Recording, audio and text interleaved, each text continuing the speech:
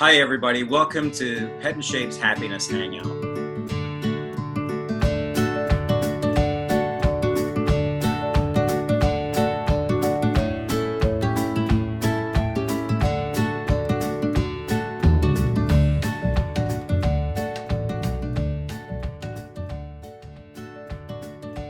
Hi, my name is Jason Press. Welcome to the Pet and Shape Zoom Room Happiness Hangout. We've gathered our experts today to talk about what's going to happen when the world opens up again, when we return to a new sense of normal, and pets, many of whom who are freshly adopted, are now going to be facing a world where their pet parents aren't around all the time. So I'm going to turn it over to our experts. Colleen, maybe do you want to kick it off? Yes. Hi, everyone. My name is Colleen. I'm a certified professional dog trainer and a certified behavior consultant, and I own Podtopia, which is a dog training company in San Diego. My name is Shira Winitsky. I'm the owner of Valley Pet Sitting Incorporated. We handle the whole area of San Fernando Valley from Studio City to Thousand Oaks, Granada Hills, Northridge, and Chatsworth. I'm Dr. Rebecca GOUNARIS. I am a 2016 graduate of Virginia, Maryland Veterinary Medicine College. I work at a practice called Pleasantville Animal Hospital, located in FALLSTON, Maryland, and work beside my father and brother, who are also veterinarians. I'm Susie Olson, and I am the program manager for Pets for Vets, which is a 501c3 charity. We have 30 chapters that serve the entire United States, and our mission is to rescue and place shelter animals with retired veterans who struggle with post-traumatic stress. Yes, let's talk about there's this big wave of new adoptions, both puppy and rescue dogs. So Susie, just to kind of start for those people who are still considering adopting, but maybe haven't adopted yet, what are some temperament, behavior considerations you normally look for when you're looking to bring a dog into your program? So we have pretty specific criteria for the animals that come into our program because we're actually selecting an animal for somebody else. So we really need to make sure that we have very sociable animals that want to be with their person but are actually confident, so that it doesn't turn into what could potentially be more of a behavior challenge. So it really needs to be a dog that's comfortable with you being there, with you not being there.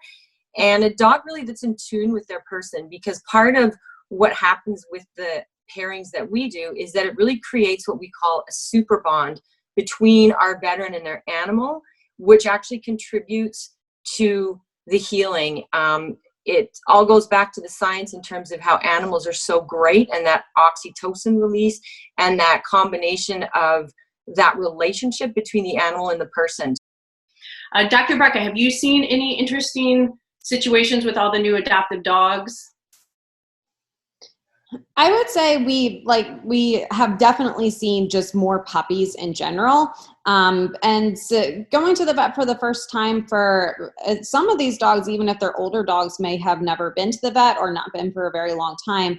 So, I mean, I would just still encourage pet owners definitely to come in, especially for puppies. They need those vaccines for their long-term health, but see it as an opportunity for us to socialize them. I mean, it is a very different scenario that we're in. Most of the time people are able to come in with their pets that are maybe very new to them, and they're able to be a companion to them while they're in the office. And it can be a little scary when you have to separate from them out in the parking lot, since we're not allowing people in the building at this time.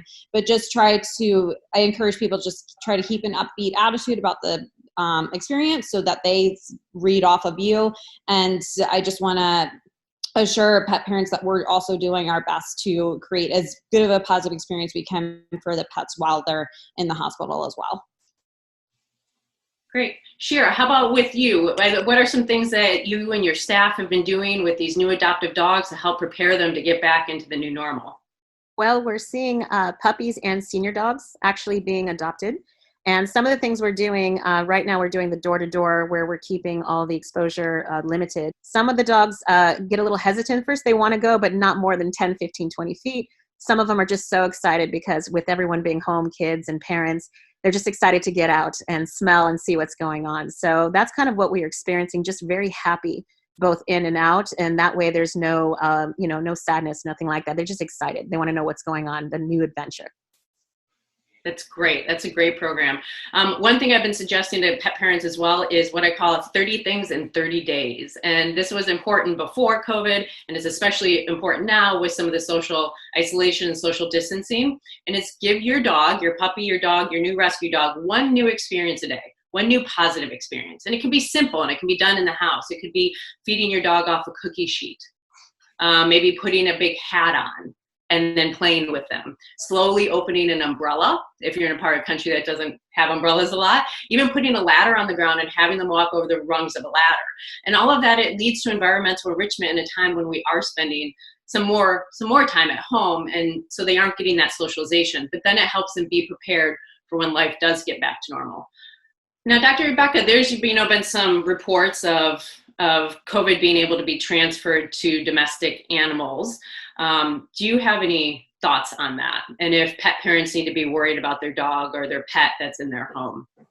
Yeah, and I mean, as you've seen, that's a big thing in the news right now. And I do just want to preface by encouraging people to not be afraid to adopt animals or feel like they need to rehome their animals, because I honestly, if anything, think that our pets need to be more afraid of us giving them COVID than the other way around.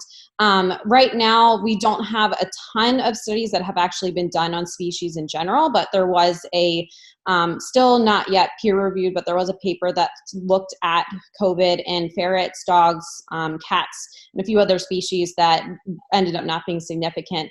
It looks like, as far as I can tell right now from what other people have researched, is that dogs are considered kind of a dead end host, I guess you can call it. The transmission to them is poor, and we currently have absolutely no evidence that they could even transmit anything to people at all. Oh, great. That was really great information and really helpful for those of us who have recently adopted a dog or considering adopting a dog, and really helped prepare them to get back to the new normal. Great. I just want to thank everybody for joining us here on the Happiness Hangout. This has been a really informative conversation, and hopefully you guys will join us again on other conversations. So thanks very much. Well, thanks so much for having me on the Happiness Hangout. And I would like to say that we really appreciate the support that you guys give us to all of our veterans when they get their new animal and the package. So thank you very much. So much for having us join you at the Happiness Hangout at Valley Pet Sitting. We're very much happy to learn anything that trainers want us to reinforce, and also medical personnel. Thanks so much for all you do. So thanks for having us. Thank you guys so much for having me on the Happiness Hangout.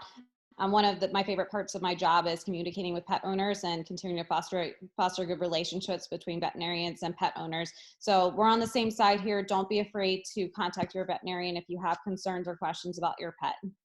And Shape, for having me in the Happiness Hangout. It was so informative, and we're all here to help support pet parents and help to get our pets back to the new normal. Here are a few of the key takeaways from this episode.